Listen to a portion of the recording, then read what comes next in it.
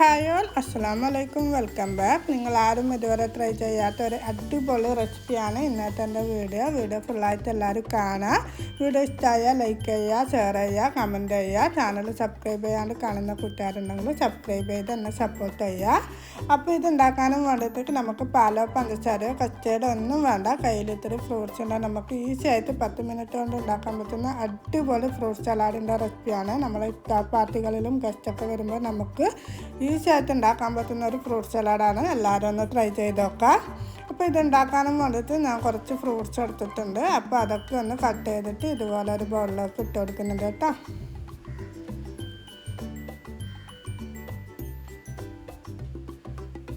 അപ്പോൾ നിങ്ങൾക്ക് ഇഷ്ടമുള്ള ഫ്രൂട്ട്സ് എടുക്കാം കേട്ടോ. ഞാൻ എടുത്ത ഫ്രൂട്ട്സ് തന്നെ എടുക്കണമെന്നില്ല. പക്ഷേ പൈനാപ്പിൾ, ഓറഞ്ച്, സപ്പോട്ട അങ്ങനത്തെ ഒന്നും ചേർത്ത് കൊടുക്കരുത്. ബാക്കി എല്ലാ ഫ്രൂട്ട്സും നിങ്ങൾക്ക് ഇഷ്ടമുള്ള പോലെ എടുക്കുക.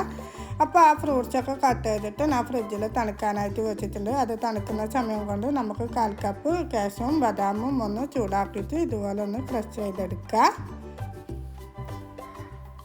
ഇത് കടിക്കാൻ കിട്ടുന്ന വിധത്തിലൊന്ന് ക്രഷ് ചെയ്തെടുക്കുക. അതിന് നമുക്ക് ഇതിലേക്ക് വേണ്ടത് ഫ്രഷ് ക്രീമാണ്. ഞാൻ ഇതുപോലെയുള്ളൊരു പാക്കറ്റ് ഫ്രഷ് ക്രീം എടുത്തിട്ടുണ്ട്. അങ്ങനെ ഈ ഫ്രഷ് ക്രീം ഞാനൊന്ന് ബീറ്റ് ചെയ്തെടുക്കുന്നുണ്ട്. എഗ് ബീറ്റർ വെച്ചിട്ട് തന്നെ ബീറ്റ് ചെയ്യണമെന്നില്ല.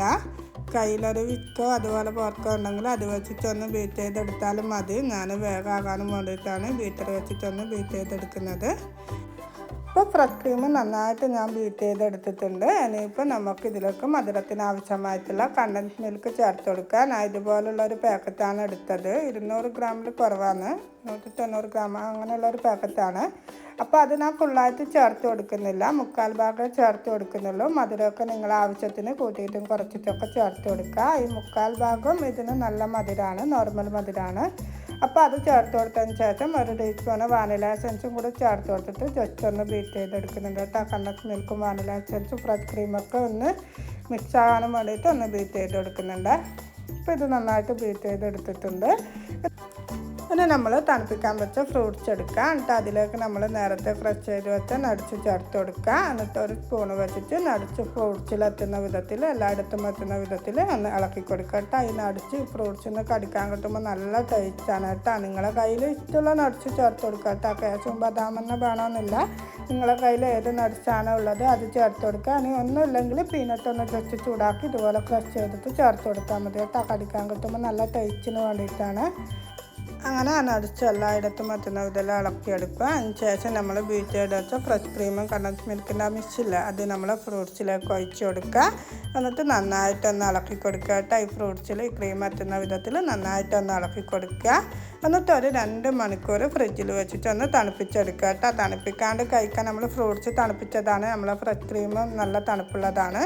അതും കഴിക്കാൻ നല്ല ടേസ്റ്റാണ്. തണുപ്പിച്ചെടുക്കണമെന്നില്ല, പക്ഷെ തണുപ്പിച്ചെടുക്കുമ്പോൾ ഒന്നും കൂടി ടേസ്റ്റ് കൂടും കേട്ടോ. ടേസ്റ്റ് എന്ന് പറഞ്ഞാൽ ഒരു കിടിലൻ ടേസ്റ്റ് തന്നെയാണ്. പാലോ പഞ്ചസാരയോ കസ്റ്റാർഡോ ഇല്ലാണ്ട് ഒരു കിടിലൻ ടേസ്റ്റിലുണ്ടാക്കാൻ പറ്റുന്ന അടിപൊളി സലാഡാണ്. എല്ലാവരും ഒന്ന് ട്രൈ ചെയ്ത് നോക്കാം.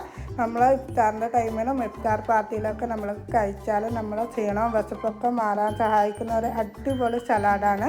ഉണ്ടാക്കാനും ഈസിയാണ്. നമുക്ക് ഫ്രൂട്ട്സും ഒരു ഫ്രഷ് ക്രീമും മിൽക്ക് മേഡും ഉണ്ടെങ്കിൽ ഈസി ആയിട്ട് ഉണ്ടാക്കാൻ പറ്റും. പാല് തിളപ്പിക്കാനോ കസ്റ്റാർഡ് കൊടുക്കാനോ ഒന്നും ആവശ്യമില്ല.